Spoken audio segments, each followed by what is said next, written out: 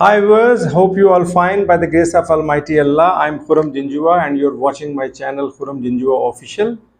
अभी तक हम फ्रॉम ज़ीरो टू हीरो की 20 एपिसोड जो है वो हमने बनाई हैं और ये जो सीरीज़ है ये स्पेशली उन लोगों के लिए है जो इंग्लिश को बेसिक लेवल से सीखना चाहते हैं, जिनकी स्टडीज़ में गैप है और वो ये रिग्रेट रखते हैं कि भाई मैं इंग्लिश सीख नहीं पाया। लेकिन इस सीरीज़ को सुनने के बाद मुझे श्योर है और अल्लाह ताला के यहाँ बड़ी उम्मीद है कि आप ना सिर्फ इंग्लिश को सीख पाएंगे बल्कि इंग्लिश को बोल भी सकेंगे और इसको अपनी राइटिंग का हिस्सा भी बना सकेंगे। मेरे पास बहुत सारे लोग ऐसे आते हैं जो कि जिनकी स्टडीज़ में गैप होता है, तो जब वो ये कहते हैं जी कि हमारी इंग्लिश तो छूटे हुए कई सालों गुजर गए, अब हम क्या करें, तो मैं उनको अपनी ये सीरीज़ रिकमेंड करता हूँ फ्रॉम ज़ीरो टू हीरो। और आप यकीन जानिए कि बहुत सारे लोगों को इससे फ़ायदा पहुँच रहा है और इंशाल्लाह ताला ये मज़ीद इसकी कुछ एपिसोड मैं आपके सामने लेके आने वाला हूँ। तो इसमें अगर आप डेली बेसिस पे इसको सुनेंगे तो आपको इसमें बहुत ज़्यादा फ़ायदा होगा। आज हम जो है फ्रॉम ज़ीरो टू हीरो की 21st एपिसोड को स्टार्ट करने जा रहे हैं। तो आज हम बात करेंगे स्टेट ऑफ बीइंग के अंदर स्पेकुलेशन की। स्पेकुलेशन का मतलब होता है अंदाज़ा लगाना, ठीक है। फॉर एग्ज़ाम्पल आप कहते हैं जी कि ये जो है एक महंगा बॉक्स है, ठीक है, तो it is an expensive box, ठीक है। ये स्टेट ऑफ बीइंग है, आपको श्योरिटी है कि ये महंगा बॉक्स है, लेकिन आपको ये श्योर नहीं है कि ये बॉक्स महंगा है, सस्ता है, कितना सस्ता है या कितना महंगा है, ठीक है। तो आप अगर ये कहें कि it might be an expensive box, इसका मतलब है कि आपको 20 to 30% जो है वो कम डाउट है कि ये इतना महंगा है। उसके बाद आप कहते हैं जी कि इसको थोड़ा सा मज़ीद बढ़ाते हैं, it may be an expensive box. May be का मतलब है कि 50 to 60% आपका डाउट है कि ये महंगा बॉक्स है, ठीक है।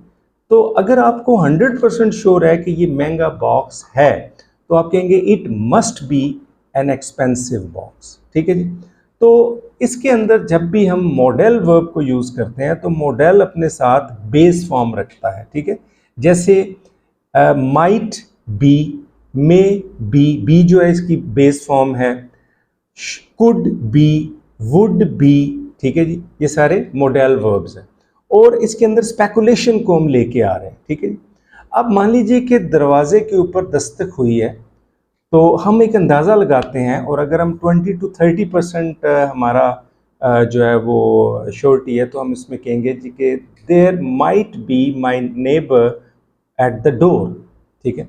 और अगर हम इसको मज़ीद बढ़ा दें तो हम कहेंगे there may be my neighbour at the door, ठीक है।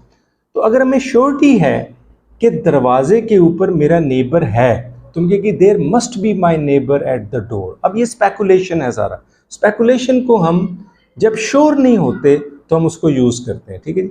अब इसमें हम वुड बी और कुड बी का भी इस्तेमाल लेके आते हैं, ठीक है।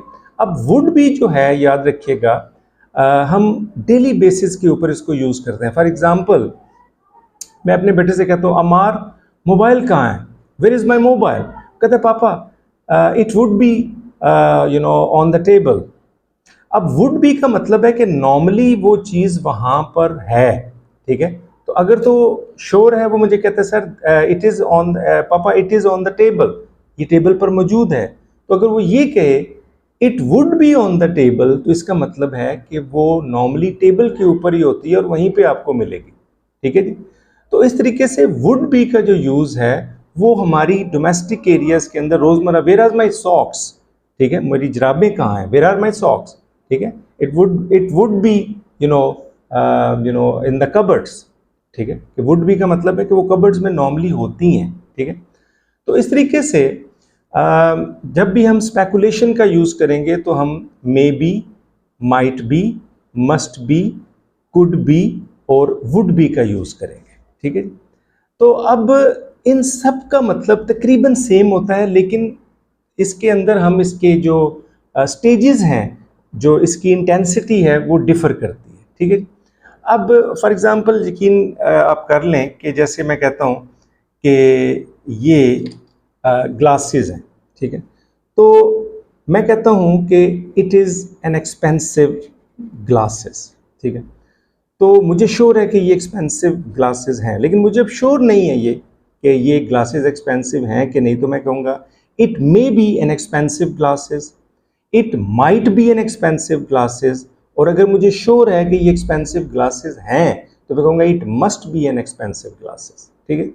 अब इसमें कुड बी का जो यूज़ है, ठीक है, वो वुड बी और उसमें माइट और मे के दरमियान में आता है, ठीक है। फॉर एग्जांपल कोई चीज़ पड़ी हुई है तो मैं उसको कहता हूँ कि व्हाट इज़ इट, तो आपको जो है कोई बंदा कहता है no don't touch it, it could be a bomb, ठीक है। इट कुड बी का मतलब है कि उसके अंदर कोई डेंजर इन्वॉल्व है।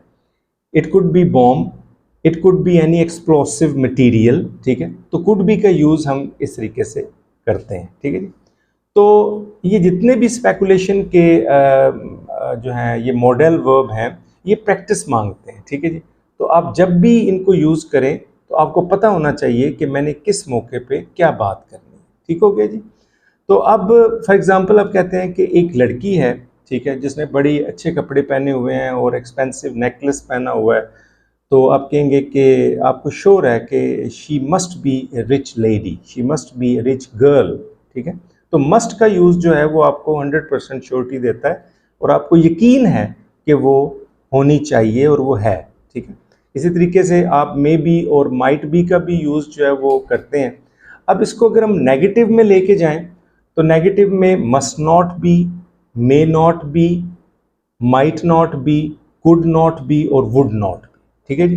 तो इस तरह हम इसको नेगेटिव के अंदर जो है वो यूटिलाइज कर सकते हैं, ठीक है जी। तो होपफुली कि आपने मॉडल का जो यूज़ है इसको अच्छे तरीके से अंडरस्टैंड कर लिया होगा, और इसको वीडियो को आप रिवाइंड करके जिस तरह मैंने इसका यूज़ किया है, इसके मुख्तलिफ सेंटेंसेस बनाए हैं, इनकी प्रैक्टिस करें, और जितनी प्रैक्टिस करेंगे उतना आपको इसका फ़ायदा होगा और आपको मॉडल वर्ब का जो स्पेकुलेशन का यूज़ है, ठीक है, जिसमें मैंने मुख्तलिफ सेंटेंसेस में इसका जिक्र किया, उसको आप अच्छे तरीके से यूटिलाइज़ कर पाएंगे, ठीक है जी। अपना बहुत ख्याल रखिएगा।